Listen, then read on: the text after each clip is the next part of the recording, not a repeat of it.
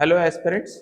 Mains PYQ discussion series में मैं are Patel आपका एक नए क्वेश्चन के साथ स्वागत करता हूं। नया क्वेश्चन हमारा जो है वो ये कह रहा है, the adoption of electric vehicle is rapidly growing worldwide. How do electric vehicles contribute to reducing carbon emission and what are the key benefits they offer compare to traditional combustion engine vehicles. 250 words में आपको इसको लिखना है। 15 number का question है। Electric वाहनों को अपनाना दुनिया भर में तेजी से बढ़ रहा है। कार्बन उत्सर्जन को कम करने में इलेक्ट्रिक वाहन कैसे योगदान करते हैं और पारंपरिक दहन इंजन वाहनों की तुलना में वे क्या प्रमुख लाभ प्रदान करते हैं। तो चलिए इस क्वेश्चन को के आंसर को कैसे लिखा जाए उसको देखते हैं। सबसे पहले आप इंट्रोडक्शन लिखेंगे और इंट्रोडक्शन में जब ये कह रहा है खुद कि दुनिया भर में इलेक्ट्रिक वाहन क्या हो रहा है, adoption of electric vehicles is rapidly growing world wide. तो ये रैपिड ग्रोइंग क्यों हो रही है, इसको थोड़ा सा आप बताएंगे कि रैपिड ग्रोइंग क्यों हो रही है, वाई। इसको बताते हुए जब आप लिखेंगे तो जैसे आप लिख सकते हैं कि पहले लोग अवेयर नहीं थे इसके बारे में, अवेयरनेस बढ़ रही है। उसके बाद चार्जिंग स्टेशन नहीं थे पहले, चार्जिंग स्टेशन इंक्रीज हुए हैं। चार्जिंग स्टेशन में बढ़ोतरी आई तो लोग सेफ महसूस कर रहे हैं। अब इलेक्ट्रिक वाहन घर से चार्ज करके लेके निकले और रास्ते में कहीं चार्जिंग स्टेशन नहीं है, व्यक्ति को दूर जाना है या किसी वजह से चार्ज खत्म हो गया है तो वो कहीं चार्ज नहीं कर सकता, अब कर सकता है। चार्जिंग स्टेशन की अवेलेबिलिटी है, उसमें इंक्रीज आया है। और गवर्नमेंट के इनिशिएटिव्स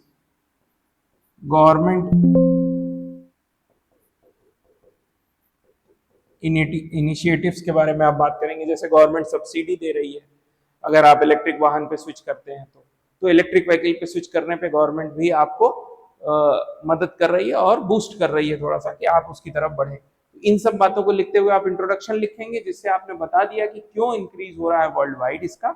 उसके बाद जो इसका जो सेकेंड पार्ट पूछा गया है कि how do electric vehicles contribute to reducing carbon emission, तो रिडक्शन इन कार्बन इमिशन को आपको एक्सप्लेन करना पड़ेगा। Role of electric vehicle in reducing carbon emission, carbon उत्सर्जन को कम करने में इलेक्ट्रिक वाहनों की भूमिका पर बात करनी पड़ेगी। तो उसमें आप क्या लिख सकते हैं, उसमें आप लिख सकते हैं कि किसमें रिड्यूस हो रहा है, ग्रीन हाउस गैसेस में रिड्यूस हो रहा है। कार्बन इमिशन, बैटरी से चलते हैं इलेक्ट्रिक वाहन तो किसी भी तरह का कार्बन इमिशन तो कर नहीं रहे हैं, वो है। फिर लोअर लाइफ साइकिल इमिशन। अब आप ये कह सकते हैं कि सर जो इलेक्ट्रिसिटी चार्ज हो रही है, जिससे वाहन चार्ज हो रहा है, व्हीकल चार्ज हो रहा है, वो इलेक्ट्रिसिटी तो कोयला जला के या कार्बन का इमिशन करके बन रही है। तो अगर वो इलेक्ट्रिसिटी रिन्यूएबल है तब तो वो एकदम नहीं कर रही है। तो मतलब अगर वो इलेक्ट्रिसिटी सोलर से आई हुई है, विंड से आई हुई है, हाइड्रो से आई हुई है, तो वहां से आई हुई इलेक्ट्रिसिटी तो जीरो कार्बन। तो ओवरऑल अगर पूरी लाइफ साइकिल में देखा जाए तो वो जो ट्रेडिशनल कन्वेंशनल व्हीकल्स हैं उससे कम कार्बन का इमिशन कर रहे हैं। उसके बाद help in transition of renewable energy, हमको रिन्यूएबल एनर्जी की तरफ जाने में मदद कर रहे हैं। हम सब कुछ रिन्यूएबल करते जा रहे हैं जो कि इन्वायरमेंट फ्रेंडली हो और एनर्जी इफिशियंसी ज्यादा है। एनर्जी मतलब जो एनर्जी यूज कर रहा है व्हीकल और उसमें कन्वर्जन कितना हो रहा है उसकी बात कर रहा है। तो यहाँ पे कन्वर्जन 90% तक का होता है, एनर्जी जो कन्वर्ट होती है इलेक्ट्रिक व्हीकल में। जबकि जो आपके रेगुलर कन्वेंशनल ट्रेडिशनल व्हीकल्स हैं उसमें 50% तक ही होता है। तो यहाँ पे एनर्जी कन्वर्जन रेट भी हाई है, इसलिए भी आपके लिए ये बेनिफिशियल है और कार्बन इमिशन को कम कर रहा है। आप ये भी लिख सकते हैं कि ये जीरो टेल पाइप इमिशन कर रहा है। जीरो टेल पाइप इमिशन कर रहा है। टेल पाइप मतलब जो व्हीकल से निकलने वाला धुआं होता है उसको कहते हैं। तो वो जीरो हो रहा है, तो इसीलिए एयर पॉल्यूशन क्या हो रहा है, कम हो रहा है। इन सब बातों को लिखते हुए आप इसके रोल को बताएंगे इलेक्ट्रिक व्हीकल के, और इसके अगले पार्ट पे जाएंगे फिर अगले पैराग्राफ में कि बेनिफिट्स क्या है, benefits offered by electric vehicle as compare to traditional combustion engine vehicles. जो traditional vehicle engine combustion engine vehicles हैं, पारंपरिक दहन इंजन वाहनों की तुलना में ईवी द्वारा दिए जाने वाले लाभ, उससे अगर कंपेयर किया जा रहा है तो क्या लाभ है? तो सबसे पहला तो लाभ है कि आपको पेट्रोल नहीं भरवाना है, तो क्रूड ऑयल में कमी आ रही है। ठीक है, पेट्रोल डीजल आपको नहीं भराना है, इलेक्ट्रिक वाहन में आपको इलेक्ट्रिसिटी से उसको चार्ज करना है। अच्छा, चार्जिंग के लिए भी कम इलेक्ट्रिसिटी कंज्यूम करते हैं वो।